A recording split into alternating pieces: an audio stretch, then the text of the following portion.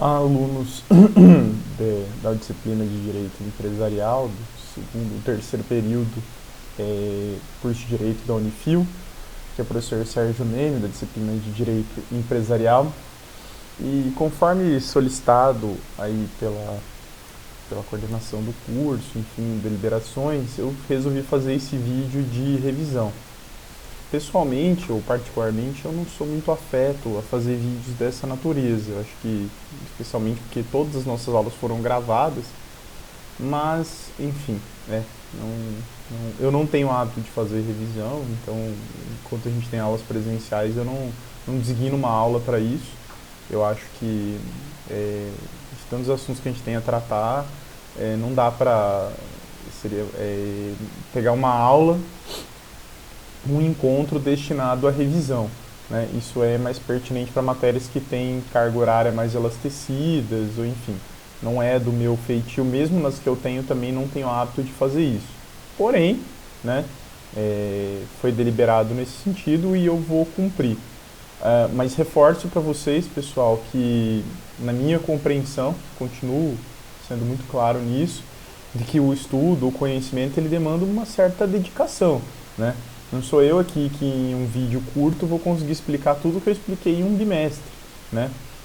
Ademais, eu me sinto muito tranquilo assim, em dizer, olha, todas as aulas que eu dei, eu postei doutrinas, eu postei materiais autorais meus, eu fiz aulas ao vivo, então nisso eu me sinto muito confortável em dizer, olha, tem bastante coisa aí para vocês, bastante materiais, muitas referências para vocês estudarem.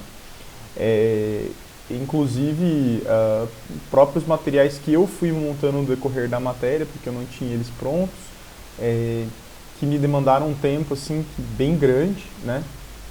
Então eu espero que eles sirvam de utilidade para vocês. O que eu vou fazer aqui a escopo de revisão vai ser basicamente uma passada superficial pela disciplina, né?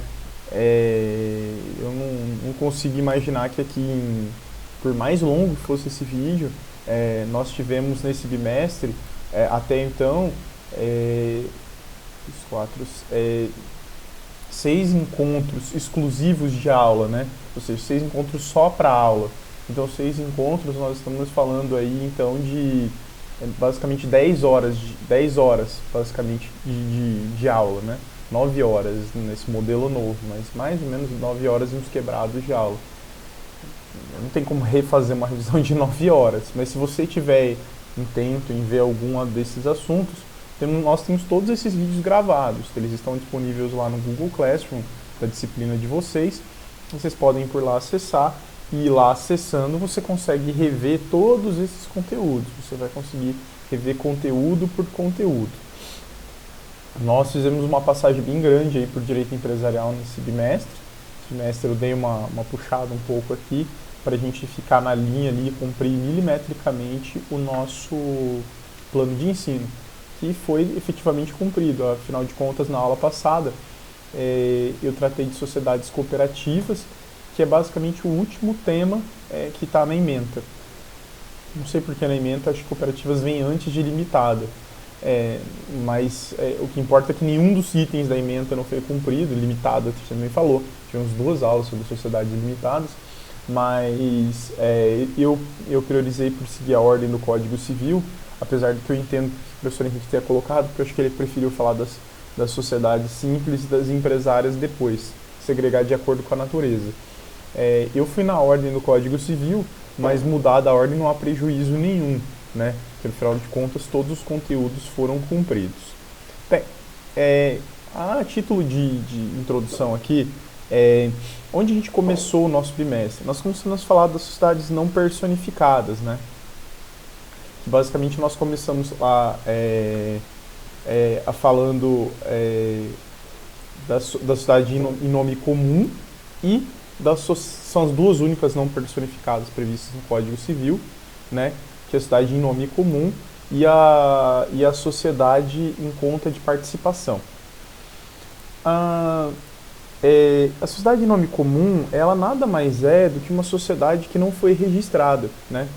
Eu acho que o principal a ser dito sobre ela é o seguinte, eu estou só abrindo aqui o material dela, porque o material dela não estava aberto, mas Basicamente, quanto a essas duas, que são as não personificadas, o que eu tenho que destacar aqui para vocês é basicamente o seguinte. Primeira coisa, lembrar que elas não são personificadas, ou seja, que elas, tanto a sociedade em nome comum quanto a sociedade em conta de participação, elas não têm personalidade jurídica, e isso é expresso por lei, tá? Mas lembrar um pouquinho qual que é a diferença de uma para outra. A sociedade em comum, na verdade, é uma sociedade que não teve os seus atos constitutivos registrados, ou seja, ela é uma promitente sociedade. Lembre-se que as sociedades, por regra expressa do Código Civil, elas só adquirem a sua personalidade jurídica quando levadas a registro. Aquelas que têm personalidade jurídica. Então aqui nós estaríamos num limbo, né, de uma sociedade que foi criada, ou a gente poderia chamá-la de sociedade de fato, né? Porque a sociedade de fato, ela existe, mas ela não tem personalidade jurídica. E enquanto ela não adquirir sua personalidade jurídica, eu acho que o principal ponto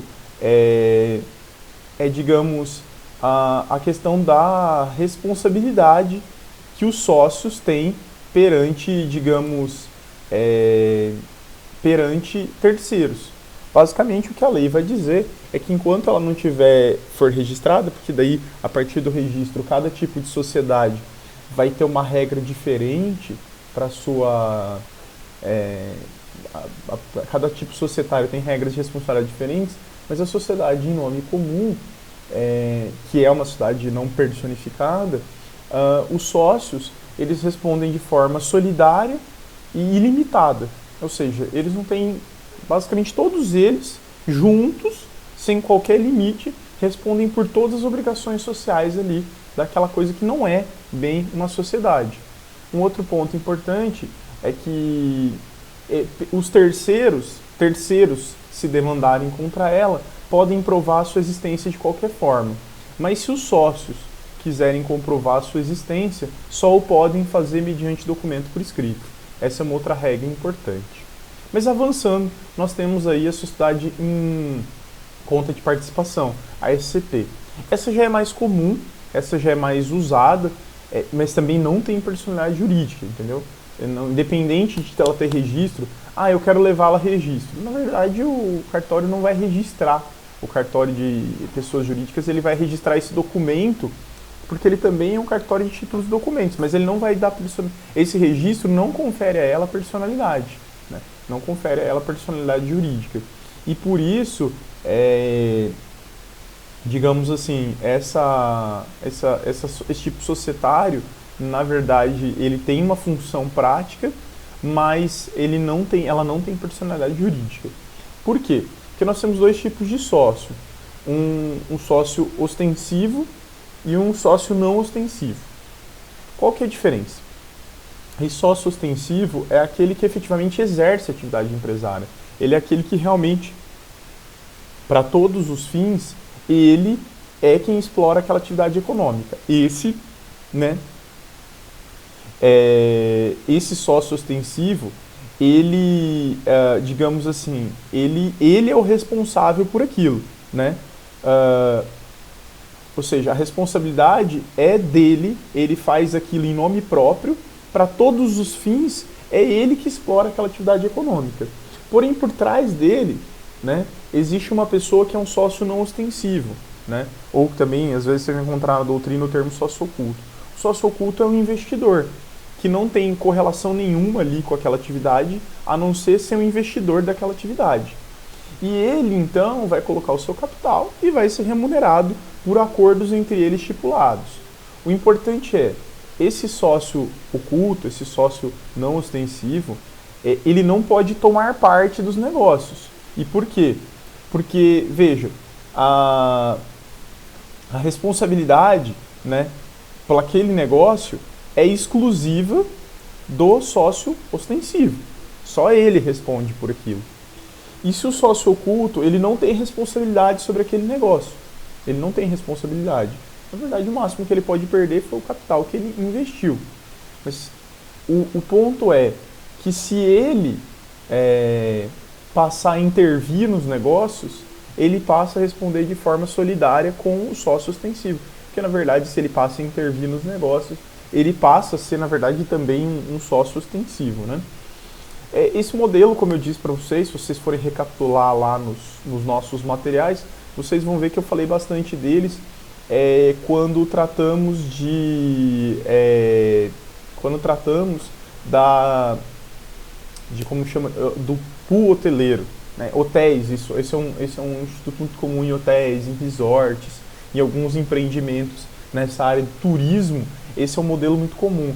Eu também tenho conhecimento de que hoje em dia ele tem que ser usado em alguns negócios na área da internet. Mas vamos avançar, porque nós temos aí então o nosso próximo tema, que esse sim é um tema bem mais longo, que é a sociedade simples, o estudo da sociedade simples. A sociedade simples é um estudo de um tema bem mais longo, porque afinal de contas a sociedade simples é um tema que tem bastante coisa a ser comentada, né? A primeira coisa é o seguinte, né? No extrato da sociedade simples, o Código Civil, ele esmiuçou muito o tema. Ele falou bastante coisa sobre o tema. E por quê? Porque uma vez que ele tratou da sociedade simples, ele vai usar ela como referência para todas as demais, inclusive para a limitada, né? Que é um tipo societário muito mais comum. E ele vai dizer, olha, na omissão das regras quanto a outras, né, aplica-se as regras da sociedade simples. E ele vai dizer isso na limitada, ele vai dizer isso em todas as demais, comandita simples, comandita por ações, comandita por ações, ele faz menção à lei das SAs. Mas em todas as demais, ele vai fazer menção às regras da sociedade simples. Olha, no que couber, aplicam-se as regras da sociedade simples. Primeira coisa importante de destacar é o seguinte: a sociedade simples ela é uma sociedade não empresária, ou seja, ela é uma sociedade que não tem, a princípio, fim empresarial, né? Ela pode sim até ser utilizada para esse fim, mas ela a princípio não tem. Onde você vê com muita frequência a sociedade simples? Principalmente em sociedades de profissionais liberais. Por que sociedade simples? Porque é um conjunto de profissionais liberais que atuam de forma autônoma, né? E por isso resolvem trabalhar junto, né? Ou seja, eles resolvem trabalhar juntos. Qual é a responsabilidade do sócio numa sociedade simples? Eu vou dizer, depende. Depende do quê? Do ajuste entre eles. Essa responsabilidade pode ser subsidiária ou solidária perante a empresa, perante a sociedade, e ela pode ser limitada ou ilimitada, dependendo do ajuste do sócio. Então, para você saber como que é a responsabilidade, né, você vai ter que ler o contrato social. A lei permite todos esses ajustes, tanto solidária como subsidiária. O que é solidária? O sócio responde junto com a empresa, né? E subsidiária, a empresa responde, a empresa não pagou, você vai tentar ir então para o sócio, para o investimento do sócio. Ilimitada ou ilimitada. Limitada, ele vai responder exclusivamente por aquilo que ele investiu. Ilimitada, ele responde por obrigações que podem ir além da sua cota de investimento, né? Fiz uma explicação mais longa sobre isso ali, mas aí, pessoal, nesse aspecto, é uma sugestão importante que vocês também acionem algumas daquelas doutrinas que eu juntei aí para vocês. Bem, outro dado importante quanto à sociedade simples é a natureza do seu registro, tá? A sociedade simples, ela é registrada perante o cartório de registro civil e de pessoas jurídicas, não o registro civil de pessoas naturais, mas o registro civil de pessoas jurídicas, né? Então, ela é registrada perante um cartório. As sociedades empresárias, como a limitada, o seu registro é feito perante a junta comercial, ou seja, elas têm registros em locais diferentes. Um exemplo bom de sociedade simples é a própria sociedade de advogados, né? Que por lei expressa, até no estatuto da OAB também é reafirmado isso, ela é uma sociedade simples, assim, uma sociedade não empresária, né?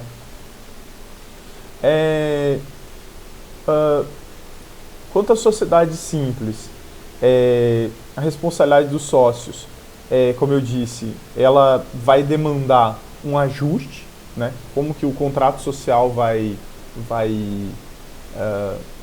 sobre isso deliberar. Como eu falei para vocês, admite-se uma sociedade simples, responsabilidade subsidiária ou solidária, e responsabilidade limitada ou ilimitada. Depende do ajuste que for feito ali pelos sócios, né? Aí tem regras de contrato social que são muito importantes, como que é essa divisão, a participação nos lucros. Quanto às cotas, tem uma peculiaridade. Ela é a única que admite uma figura chamada cota de serviço, né? Cota de serviço. O que é cota de serviço? O sócio, em vez de ele entrar com capital, ele entra com trabalho, com o seu trabalho. Ela é o único tipo societário que admite isso. Por isso que ela tem uma característica muito peculiar para as sociedades, digamos assim, de profissionais liberais. Ela tem essa característica, ela tem essa natureza mesmo, né? Ou seja, uma sociedade tem mais cara de sociedade aplicada a profissionais liberais, né? A profissionais liberais. Bem, na sociedade simples, nós temos bastante regras sobre administração. E por que isso? Essas regras sobre administração, elas vão ser aplicáveis a todos os demais tipos societários, tá? Elas vão ser aplicáveis a todos os demais tipos societários. Principalmente uma regrinha que está no artigo 1011, né? Que eu achei muito importante, que fala que o administrador, ele não precisa ser sócio necessariamente, o administrador pode ser sócio, como pode não ser um sócio, né? Mas o administrador, no exercício da sua função, ele tem que ter toda a diligência e probidade de alguém que estivesse administrando algo como se seu fosse, né? Ou seja, o Código Civil ele exige do administrador da sociedade, sendo ele sócio ou não, que ele tenha toda a diligência e probidade no cuidado da gestão daquilo, né? Tem algumas pessoas que são impedidas de ser administradores, né? E aí, o professor Henrique falou com isso com vocês no primeiro bimestre, mas que não deve se confundir a questão de capacidade para ser administrador da capacidade de ser sócio, mas ali o Código Civil tem ali uma regra no próprio 1011 dizendo quem são as pessoas impedidas. Não vou esmiuçar aqui porque são regras muito longas, mas é importante que vocês deem uma olhada lá, ver exatamente quem são essas pessoas impedidas de exercer a administração, né? Enfim, avançando, é importante também deixar claro que todo administrador, seja ele sócio ou não sócio, pode ser chamado a prestar contas da sua administração. Na verdade, esse dever de prestar contas é inerente à administração de coisas, não só empresárias, né? Mas quem toma conta de bens de terceiro tem o dever de prestar contas. Então, por isso, é muito comum aí figuras como uma ação proposta para exigir a prestação dessas contas, né? Bem, avançando, além da sociedade simples, nós vamos ter ali a questão da sua resolução e da sua dissolução. Lembrando que resolução é algo parcial, é quando sai um sócio ou um pedaço de sócios, e dissolução é quando toda a empresa vai se extinguir, né? Resolução, então, é parcial e dissolução é total, né? Dissolução é total. Tem algumas regrinhas para isso, né? Ou seja, qualquer sócio pode se retirar, a sua saída é livre, isso aí não é exigido, digamos assim, ninguém é obrigado a ficar contratado, qualquer sócio pode sair, e as regras de como ele vai sair e de como vai ser distribuído, digamos, o capital a partir do momento em que ele sair, tudo isso tem algumas regrinhas no Código Civil, mas também serão regidas pelo próprio contrato social, né? E como vai ser apurado isso, né? E a dissolução também tem algumas regras ali no que seria então o fim da sociedade, também tem algumas regras, e é possível inclusive a dissolução por decisão judicial, ou seja, alguém, né, algum interessado, algum dos sócios, perdão, né, ingressar com uma ação para pugnar a dissolução por via judicial dessa sociedade. Bem, nós vimos ali também um outro tipo societário, isso eu vou ser muito econômico e breve, chamado sociedade de nome coletivo. Essa sociedade, ela também não é comum, não existe, assim, porque ela é meio uma loucura na prática, em termos, assim, até, digamos, do direito empresarial, alguém que se revestisse nisso. O que é sociedade de nome coletivo? É uma sociedade formada exclusivamente por pessoas físicas, cuja responsabilidade entre os sócios, né, ou seja, ele é só pessoas físicas, vários sócios pessoas físicas, com responsabilidade solidária entre eles e a sociedade e ilimitada, né? A pior das hipóteses possíveis em termos de segurança jurídica para um sócio. Porque ele vai ter responsabilidade solidária com a sociedade, então ele pode ser processado junto com ela e pode ser chamado a responder junto com ela pelas suas obrigações, e não há qualquer limite, né, na sua responsabilidade, pelo menos na relação com terceiros. A lei até diz que entre eles podem estabelecer corresponsabilidades limitadas, mas perante terceiros, né, eles vão ser responsáveis de forma ilimitada. E aí a administração só pode ser feita por sócios. Bem, aí vamos uma outra que também não existe muito, né? Sociedade em comandita simples. Sociedade em comandita simples é uma que tem dois tipos de sócio, né? Um, chamados comanditados, com D, que é sempre uma pessoa física e que tem responsabilidade solidária com a empresa e ilimitada. E o outro chamado comanditário, né, que tem responsabilidade, a lei não fala, mas ela é subsidiária e limitada, né? Ou seja, a responsabilidade dele é subsidiária e limitada, enquanto o comanditado, né, ele é sempre uma pessoa física com responsabilidade solidária à empresa e ilimitada. E o outro, os comanditários, é com R, né, comanditários, ele pode ser uma pessoa física ou jurídica, a lei não impõe essa distinção, mas a responsabilidade deles, os comanditários, ela é subsidiária e limitada pelo valor da sua cota, né? Da sua cota. Bem, enfim. Esse tipo societário não é muito comum de existir, então eu vou ser bem econômico quanto a ele, tá? Né? Eu não vou aprimorar aqui muito, mas é basicamente um tipo societário em que você teria também dois tipos de sócio. Professor, mas isso é a mesma coisa que sociedade em conta de participação? Não. A resposta é não. Porque a sociedade em conta de participação, ela é um tipo societário que não tem... sociedade em conta de participação é um tipo societário que não tem personalidade jurídica. E essa tem, né? Mas vamos avançando para chegar no ponto que efetivamente nos interessa, que é a sociedade limitada. A limitada, sim, é um tipo societário que tem muito a se dizer sobre ela. Eu também vou ter que ser econômico, porque, enfim, é muita coisa para dizer aqui. Eu vou tentar fazer um escopo de revisão, um trabalho aqui de resumo mesmo, né? Mas, né, por que ela ganha esse nome, sociedade limitada? Porque ela é um tipo de societário em que os sócios eles respondem de forma limitada pelas suas obrigações sociais e sempre de forma subsidiária. Então, primeiro você tenta ali cobrar a empresa e os sócios podem ser atingidos no limite do que investiram naquela sociedade. Só tem um detalhe: essa responsabilidade só vai ser assim a partir do momento em que o capital estiver integralizado, né? Ou seja, somente após a integralização do capital. Porque enquanto isso não ocorrer, né, a responsabilidade é solidária, né? Ou seja, os sócios ainda não respondem de forma subsidiária, né? Então, para eles terem esse benefício dessa responsabilidade subsidiária ilimitada, eles precisam ter o capital integralizado, né? Uma novidade que foi trazida à limitada, que é o tipo societário mais comum, é que agora é possível a constituição de uma sociedade limitada contendo apenas um sócio. Antigamente, a lei demandava 2 ou mais sócios. Do ano de 2019 para cá, você pode ter uma limitada com um sócio ou mais.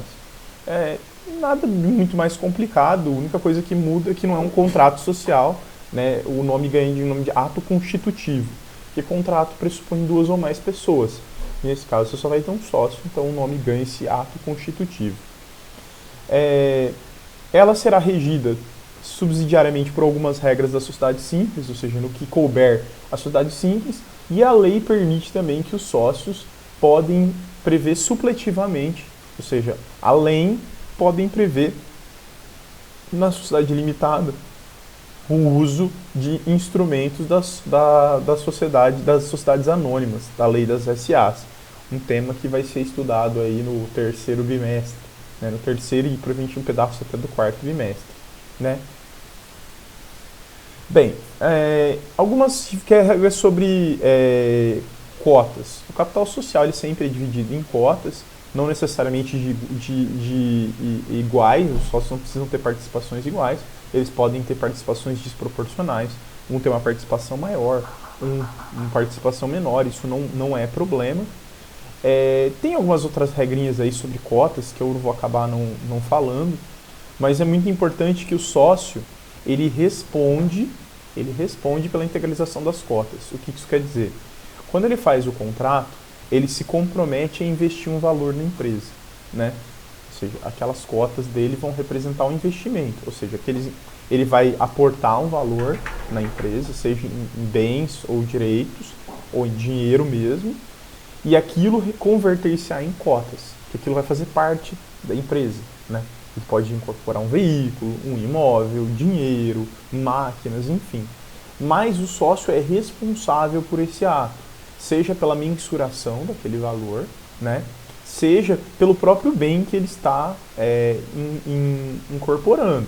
Ou seja, se ele incorporar um bem e por algum motivo aquele bem não lhe pertenceu, aquele bem for retirado, ele vai ter que devolver esse valor à empresa. Por quê? Porque ele tem responsabilidade perante isso, né? Perante a sua integralização.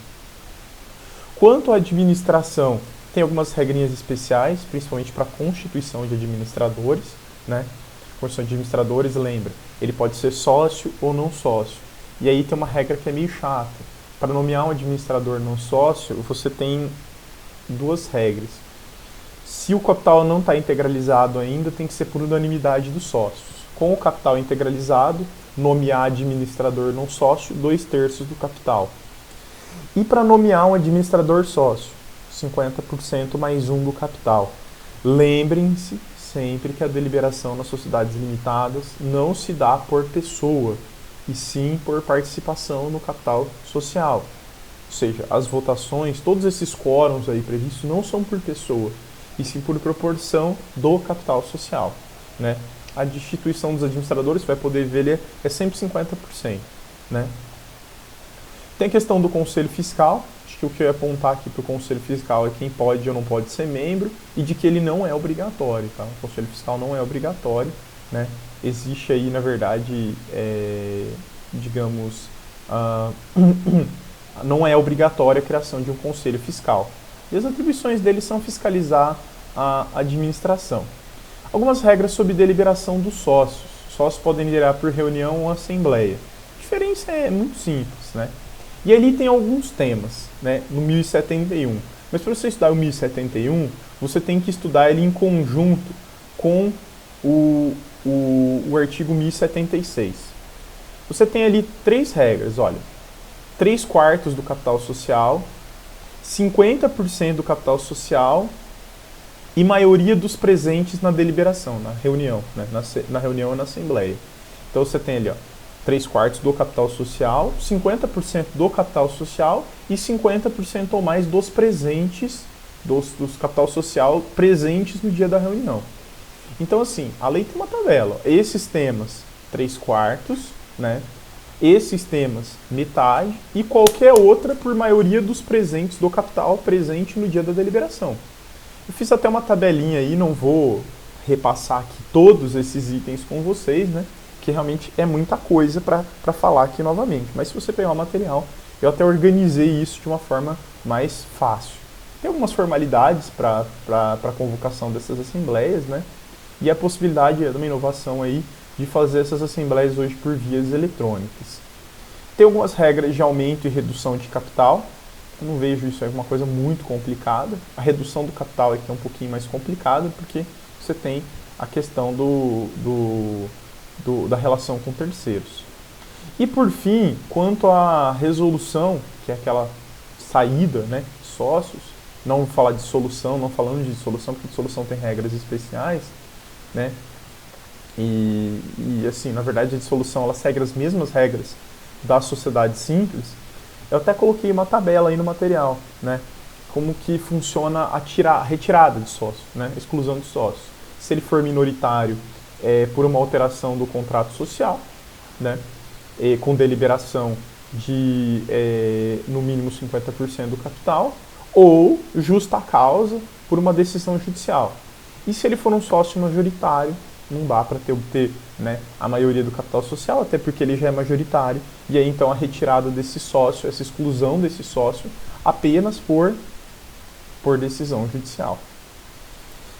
E por fim, nós temos ali a comandita por ações, que ela é a mesma ideia de uma sociedade em comandita, em que você tem uma pessoa física, um chamado comanditado, que é uma pessoa física, responsável, solidário e limitado, e um comanditário, que é uma pessoa física ou jurídica com responsabilidade limitada e subsidiária. A única diferença é que, digamos, ela tem uma tensãozinha aqui, né, que na comandita simples, a responsabilidade ela é solidária e ilimitada, e na comandita por ações, ela é subsidiária e ilimitada. Uma mudançazinha aqui, né? No caso do comanditado, não do comanditário, os comanditários não muda nada em relação a eles. Mas por fim nós falamos de cooperativa. Para encerrar aqui de forma bem sucinta, porque já passou de meia hora de vídeo aqui, pessoal, nas sociedades cooperativas, elas são regidas por uma lei especial, além do Código Civil, a maioria das coisas estão previstas nessa lei, que é a 5.764 de 71, que é a lei das cooperativas. É uma lei extensa, mas que não tem assim, nada de muito complicado, desde que você dê uma lida no artigo 1094, né? Por que o artigo 1094? O artigo 1094 ele fala das características da cooperativa, né? Da ideia do que é uma cooperativa. E essas características você vai ver nessa lei. Essa lei, ela na verdade nada mais do que representa o desdobramento dessas características do artigo 1094. E por isso,